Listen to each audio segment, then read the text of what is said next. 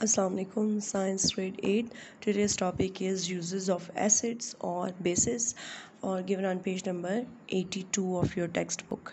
So uses of acid में सबसे पहले आपका जो acid जिसका use बताया हुआ है that is हाइड्रोक्लोरिक एसिड, जिसका फॉर्मूला होता है HCl।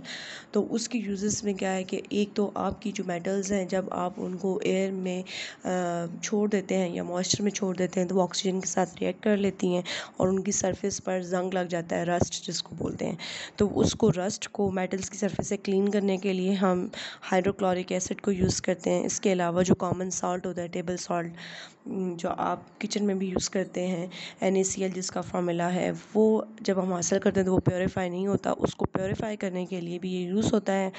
To make aqua regia to use to dissolve noble metal such as gold, हमारी जो गोल्ड सोना वगैरह होता है उनको डिज़ोल्व करने के लिए आप जो एक सोल्यूशन बनाते हैं उसमें ये यूज़ होता है। इसके अलावा स्टार्च से ग्लूकोज बनाने के लिए भी ये यूज़ हो सकता है। इसके अलावा हमारी स्टमक में कुछ जो फूड्स होती हैं उनकी फर्दर डाइजेशन में या उसको ईज़ आउट करने के लिए भी हाइड्रोक्लोरिक एसिड यूज़ होता है इन स्मॉल क्वान्टिटीज़। उसके बाद नाइट्रिक एसिड है सेकेंड, जिसका फार्मूला है HNO3। ये यूज़ होता है पहली बात फर्टिलाइज़र्स की मैन्युफैक्चरिंग के लिए। फर्टिलाइज़र्स क्या होते हैं? फर्टिलाइज़र्स वो सब्सटेंसेस हैं जो कि ज़मीन में न्यूट्रिएंट्स के अमाउंट को बढ़ाते हैं ताकि आपके प्लांट्स जो हैं उनको न्यूट्रिएंट्स मिल सकें और वो अच्छी तरह ग्रो कर सकें। सो ज़मीन में कभी कभी फर्टिलाइज़र्स किसी ज़मीन में सही अमाउंट में प्रेजेंट नहीं होते, कम होते हैं, तो इसलिए आप आर्टिफिशियल फर्टिलाइज़र्स यूज़ करते हैं और आर्टिफिशियल फर्टिलाइज़र्स यूज़ किए जाते हैं नाइट्रिक एसिड को बनाकर। और उसके अलावा एक्सप्लोसिव्स की मैन्युफैक्चरिंग में जैसे फायर क्रैकर्स होते हैं, पटाखे वगैरह, उनको बनाने के लिए भी नाइट्रिक एसिड यूज़ होता है। इसके अलावा डाइज़ में जैसे कलर करने के लिए प्लास्टिक्स और आर्टिफिशियल सिल्क वगैरह के लिए, और मेटल्स वगैरह पर आपने डिज़ाइन वगैरह जब बनाने होते हैं तो उस वक्त उसमें भी नाइट्रिक एसिड यूज़ होता है।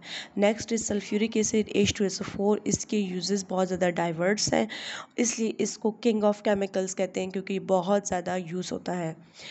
डिहाइड्रेटिंग एजेंट कि अगर आपने किसी चीज़ में से पानी भी रिमूव करवाना हो उसके लिए। उसके अलावा ये भी फर्टिलाइज़र्स की मैन्युफैक्चरिंग के लिए यूज़ होता है, डिफरेंट किस्म के फर्टिलाइज़र जैसे ammonium phosphate, calcium ammonium phosphate, calcium super phosphate. इसके अलावा ये सेलुलॉइड प्लास्टिक्स में, आर्टिफिशियल सिल्क में, पेंट्स में, ड्रग्स में, डिटर्जेंट्स में, उनके बनाने के लिए भी सल्फ्यूरिक एसिड यूज़ होता है।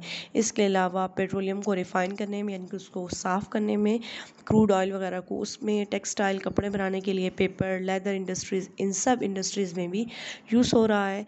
लेड स्टोरेज बैटरीज में भी यूज़ हो रहा है। तो ये सब आपको यहाँ पे भी इसकी यूजेस सल्फ्यूरिक एसिड के दिखाए गए हैं। They are really diversed. उसके अलावा एसिटिक एसिड है जो कि पिकल्स यानी कि अचार की तैयारी में भी इस्तेमाल होता है और सिंथेटिक फाइबर्स की तैयारी में इस्तेमाल होता है।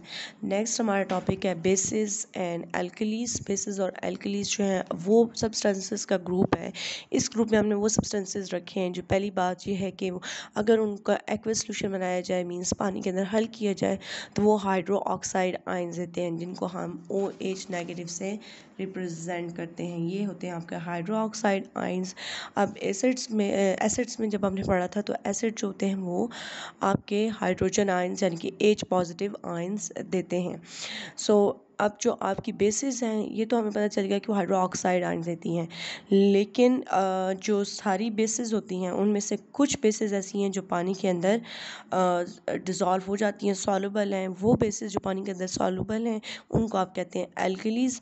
और एल्कलीज जो है वो ज़्यादातर प्लांट्स की एशिस से, उनकी राख से मिलती हैं, इसलिए उनको एल्कली कहा गया, क्योंकि कली अरेबिक वर्ड है और अरेबिक वर्ड में इसका मतलब है कि एशिस से यानी कि राख से मिलने वाले सब्सटेंसेस, इसलिए इनको ये कहा गया है। सो ये हमारा क्लियर हो गया है। डिफरेंट आपको एल्कलीज यहाँ पे दिखाई गई हैं, इनके फार्मूलाज दिए गए हैं। यहाँ पे sodium hydrogen oxide, potassium hydro oxide, calcium hydro oxide, ये सारे आपके हैं। सो एसिड जो हैं वो हाइड्रोजन आयंस देंगे एक्वस सोल्यूशन में, लेकिन बेसिस जो हैं वो हाइड्रो ऑक्साइड आयंस देंगी। और जो वो बेसिस जो कि पानी में डिज़ोल्व हो जाती हैं उनको एल्कलीज कहते हैं। और एल्कलीज जो है वो वर्ड अरेबिक वर्ड है जिसका मतलब है फ्रॉम एशिस। अब हम इनकी प्रॉपर्टीज़ देख लेते हैं कि इनकी कौन कौन सी क्वालिटीज़ कैरेक्टरिस्टिक्स होती हैं जिनके बेसिस पर हम इनको रख सकते हैं इस ग्रुप में।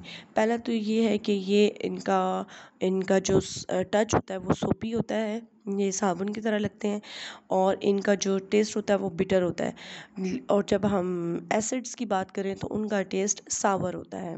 दूसरा ये कि जब हमने इनको इंडिकेटर्स के यूज़ करके फाइंड करने की कोशिश करते हैं, इंडिकेटर्स जैसे हमने लास्ट में बात की थी कि जब एसिड्स होते हैं तो वो ब्लू लिटमस सॉल्यूशन जो होता है उसके अंदर डाला जाए तो वो रेड हो जाता है, लेकिन इनका अगर रेड लिटमस सॉल्यूशन है तो ये उसको कर दें उसको ये ब्लू कर देंगे।